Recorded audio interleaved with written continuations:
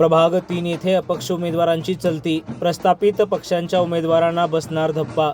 उच्च शिक्षित पत्रकार डॉक्टर उमेश कांबळे प्रभाग 3 मध्ये पाय रोवून उभा। लातूर महानगरपालिकेची निवडणूक रणधुमाळी सध्या सुरू असून शहरातील 18 प्रभागात तिरंगी तर काही ठिकाणी चौरंगी लढत पाहायला मिळत असून काही पक्षात पक्ष उभा करणाऱ्या निष्ठावंतांना डावलून इतरांना तिकीट देण्यात आले आहे असा आरोप होत असतानाच प्रस्थापित असलेल्या पक्षांच्या उमेदवारांना आता अपक्ष उमेदवार धप्पा देणार असून प्रभागात त्यांची चांगलीच चलती आहे। तर प्रभाग 3 येथे उच्च शिक्षित पत्रकार डॉक्टर उमेश कांबळे आपले पाय रोवून खंबीर उभा आहे असे चित्र पाहायला मिळत असून उच्च शिक्षित उमेदवाराला चांगलीच पसंती मिळेल असा विश्वास अपक्ष उमेदवार डॉक्टर उमेश कांबळे यांनी व्यक्त केला आहे। काय सांगाल, सध्या आपण अपक्ष उमेदवार म्हणून प्रभाग 3 मध्ये फॉर्म भरलेला आहे, प्रचाराची रणधुमाळी सध्या सुरू आहे, कसा प्रतिसाद आहे? नागरिकांचा आम्हाला उदंड असा प्रतिसाद मिळतोय। कारण एकंदरीत आपण पाहायला गेलात तर मागील 1.5-2 महिन्यामध्ये लातूरमध्ये जी उलथापालथ झाली, ह्या पक्षातून त्या पक्षात, त्या पक्षातून ह्या पक्षात निष्ठावंत गेले आणि म्हणजे उपरे आले अशी एक चर्चा चालू आहे। त्याच पार्श्वभूमीवर आज मी प्रभाग क्रमांक 3 मधून अपक्ष उमेदवारी म्हणून थांबलेला आहे। माझं निवडणूक चिन्ह संगणक आहे। एकंदरीत आपण पाहायला गेलात तर लातूरच्या पूर्व भागामध्ये आमचा प्रभाग क्रमांक 3 येतो। या ठिकाणी कुठलाच आतापर्यंत विकास झालेला नाही। म्हणजे आता तुम्हाला सांगावंसं वाटतं की माझा एक भाग असा आहे की तिथं काही मतदारांची नावं मतदार यादीतच नाहीत, ना मनपा हद्दीत नाहीत, ना ग्रामपंचायत हद्दीत नाहीत।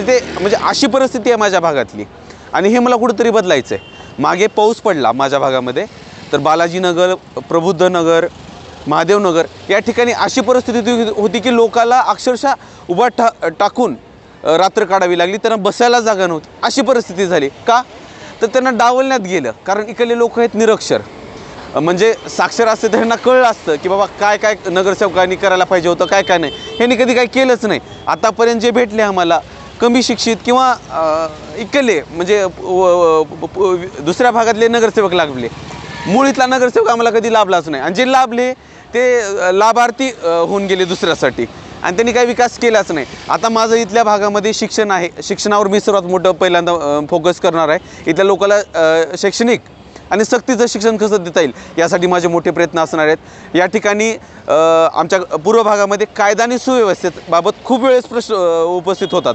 त्यासाठी इथल्या कायदा आणि सुव्यवस्था कसं अबाधित ठेवता येईल, पोलीस प्रशासनाच्या सहाय्यानं इथलं जी अवैध धंदे आहेत त्याच्यावर कायमस्वरूपी कसं तोडगा काढण्यात येईल ही माझा पहिला प्रयत्न असेल। त्यासोबत या भागामध्ये आपण जर पाहत असाल तर शासकीय गोडाऊन आहे जे की शहराच्या बाहेर असलं पाहिजे, आणि ते शहरात आहे ते MIDC एरियामध्ये असलं पाहिजे, ते बाहेर काढून त्या ठिकाणी शॉपिंग कॉम्प्लेक्स कसं उभारण्यात येईल हे मी करणार आहे। त्यासोबतच आज माझ्या प्रभागामध्ये तुम्ही पाहायला गेलात तर गटारी, रस्ते, नाले हे नाही आहेत। आज मी अजून त्याच ठिकाणी जातो की जो माझ्या प्रभागामध्ये सर्वात वंचित सर्व सुविधा ना, बरं का, तुम्ही म्हणाल की तिथं रस्ते नाहीत, गटार नाही, पथदिवे नाहीत, लोकाला घरकुल नाही त्या ठिकाणी, म्हणजे अशी दयनीय परिस्थिती आहे त्या भागातली। त्या भागात मी पहिल्यांदा फोकस करणार आहे। त्यासोबतच माझ्या प्रभागामध्ये प्रत्येक चौकामध्ये मी CCTV म्हणजे नागरिकांच्या सुरक्षेच्या अनुषंगाने CCTV उभारणार आहे प्रत्येक चौकामध्ये। महिला, आता माझ्या भागामध्ये काय आहे की काही महिला विधवा आहेत, परितत्वे आहेत, त्यांच्यासाठी बचत गटाच्या अंतर्गत रोजगार आणि मार्गदर्शन शिबिरे, व्यवसाय शिबिरे मी माझ्या प्रभागामध्ये राबवणार आहे। त्यासोबतच आज आमच्या प्रभागामध्ये विद्यार्थ्यांना खेळण्यासाठी कुठलंच म्हणजे ह्या भागामध्ये काहीच नाही आहे, म्हणजे पार्क नाही आहे, क्रीडा संकुल नाही एक, पण ते पार्क कसं होईल त्या अनुषंगाने मी काम करणार आहे। माझ्या भागामध्ये एकही ग्रंथालय नाही, ही खूप मोठी शोकांतिका आहे माझ्या भागातली, आणि माझ्या भागामध्ये किमान 5 तरी ग्रंथालय, म्हणजे किमान ग्रंथालय मी थांबवणार आहे। कारण इथल्या लोकांना शिक्षणाची गोडी कशी लागेल ह्या अनुषंगाने हे ग्रंथालय असेल।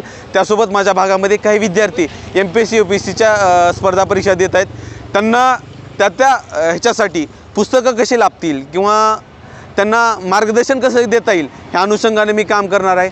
आणि काही गोष्टी माझ्याकडून राहून गेल्या या प्रभागातल्या, तर प्रत्येक महिन्याच्या 5 तारखेला जनता दरबार भरणार आहे आणि लोकांच्या समस्या जाणून त्या तात्काळ निकाली करण्याचा माझा प्रयत्न असणार आहे। त्यासोबत केंद्र शासनाच्या, महाराष्ट्र शासनाच्या आणि महानगरपालिकेअंतर्गत कुठल्या योजना माझ्या प्रभागातील नागरिकांना देता येऊ शकतात ते देण्याचा मी प्रयत्न करणार आहे. एज्युकेटेड असण्याचा फायदा ही आहे की मला माहिती आहे की कुठल्या योजना कुठं राबवल्या जातात, कसं आणल्या जातील, ह्या खेचून आणण्याचा माझा प्रयत्न असेल. आणि माझ्या प्रभागातले सर्व नागरिक यंदा उच्च शिक्षित उमेदवाराला निवडून आणतील ही माझी आशा आहे आणि मला विश्वास आहे की हे नागरिक नक्कीच यावेळेस मला निवडून देणार आहेत.